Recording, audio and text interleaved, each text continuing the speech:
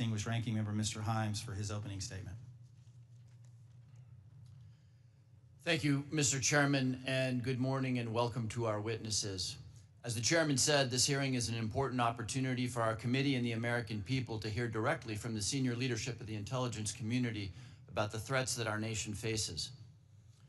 I read the unclassified report and I found a lot of continuity in the IC's assessment about critical threats to our national security compared to last year's assessment.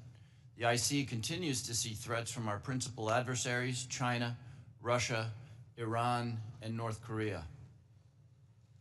I must say, though, that after these last 2 months, I'm worried that the call may be coming from inside the House.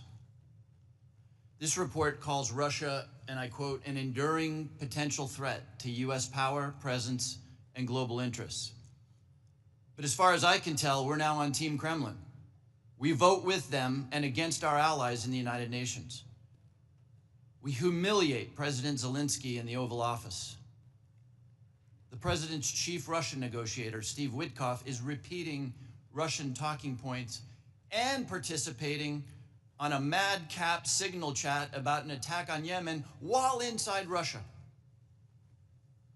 USAID is gone, and with it, all American soft power. If I had time, I would ask the generals at this table about what it means to our national security to give up our soft power. We're no longer helping struggling nations in Africa. China, or worse, terrorists, are filling the vacuum. I wonder how many of those African countries will be named in next year's threat assessment.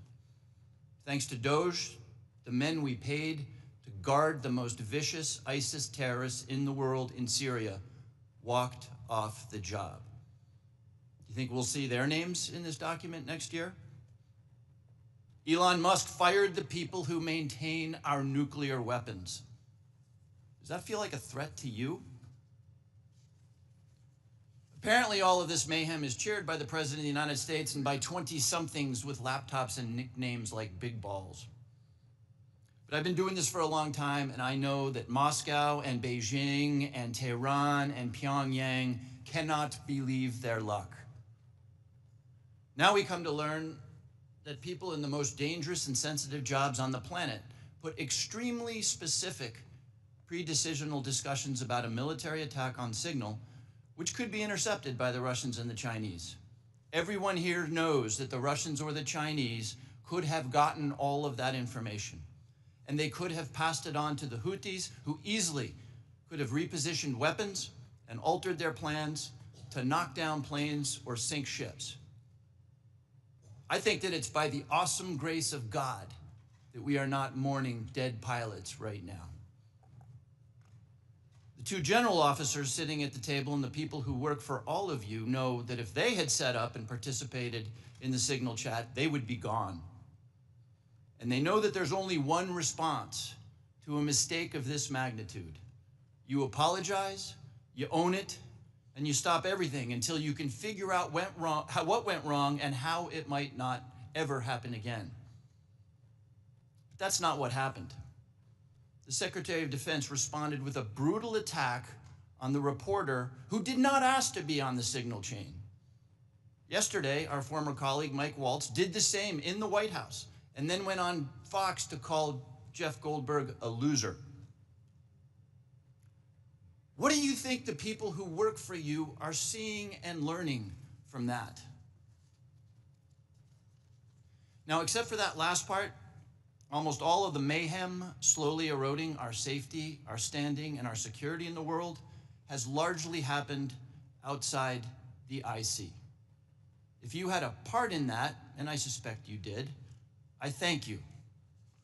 I'll say it now and I'll say it again every time we see each other over the next couple of years. You must protect the thousands of patriots who go to work every day under you to keep us safe. You need to go to work every day thinking about their morale, their well-being, and their protection. I've done intelligence oversight for more than a decade. It's my job to ask you the tough questions and maybe even make you uncomfortable. But John, I don't ever walk through your lobby and look at those 140 stars on the wall without choking up over the fact that men and women far better than I will give their lives to keep us safe. There's about a dozen people in this room who know all their stories. And you know, and I know, that many of the men and women who have stars on that wall died because of bad decisions or poor judgment by their leaders. We've all worked together before, and recent events notwithstanding, we need you to succeed. Your people and our safety requires you to succeed. I really hope you do. But let me say now that if some overcaffeinated 20-year-old succeeds in firing your linguists, or your mathematicians, or your paramilitary officers, if you shut down some unit because Steve Bannon or Seb Gorka doesn't like it, America will be less safe, and people will get hurt. And I and this committee and history will be very unkind.